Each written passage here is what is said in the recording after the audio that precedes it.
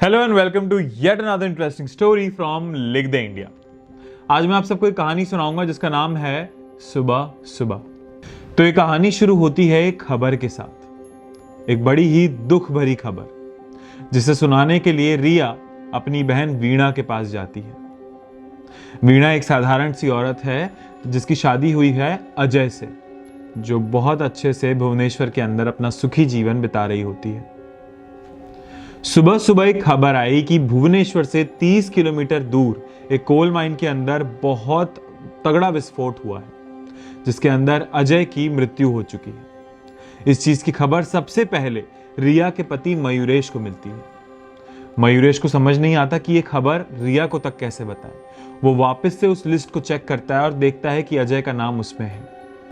मयूरेश ये बात रिया को बताता है और वो दोनों अब वीणा को अपनी एक खबर सुनाने के लिए निकलते हैं।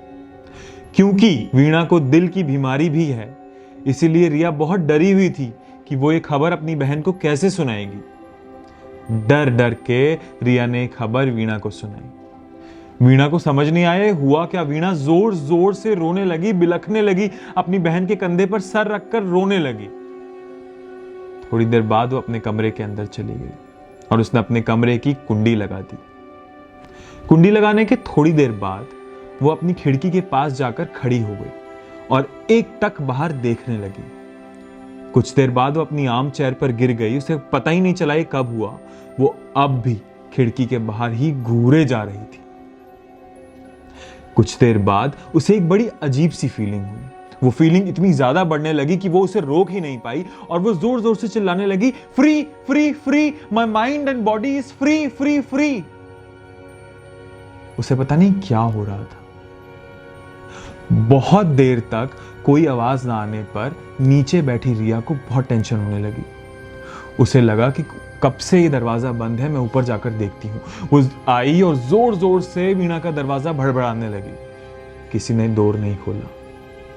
वो और डरने लगी और जोर जोर से भड़बड़ाने लगी। वो कहने लगी कि दीदी प्लीज दरवाजा खोल दो, प्लीज खोल दो, देखो प्लीज अपने साथ कुछ मत करना, मैं आपके साथ हमेशा हूं, प्लीज दीदी प्लीज दीदी। उसे बहुत टेंशन होने लगी। वीणा उसने कुछ देर बाद दरवाजा खोला और उसने कहा कि मैं ठीक हूं।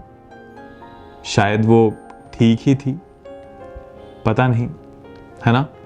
रिया अपनी बहन वीणा को नीचे ले आई जहां पर मयूरेश उन दोनों का इंतजार कर रहा था। वीणा अभी भी बाहर से तो अच्छी नहीं लग रही थी, इसीलिए रिया की टेंशन काफी ज्यादा थी।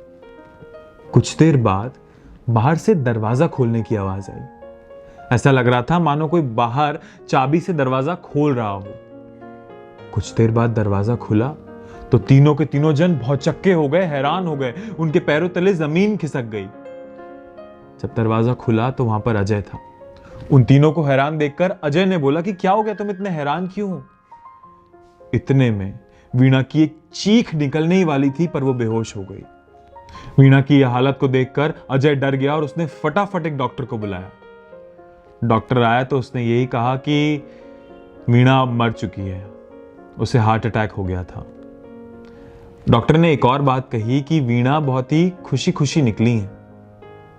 अब ये राज तो वीणा अपने साथ ही लेकर निकल गई कि वो खुश थी या दुखी। इस तरह की और इंटरेस्टिंग स्टोरीज को सुनने के लिए आप हमारे चैनल लिख द इंडिया को लाइक एंड सब्सक्राइब कीजिए और नीचे दिए गए बेल आइकन पर क्लिक कीजिए फॉर फर्दर अलर्ट्स।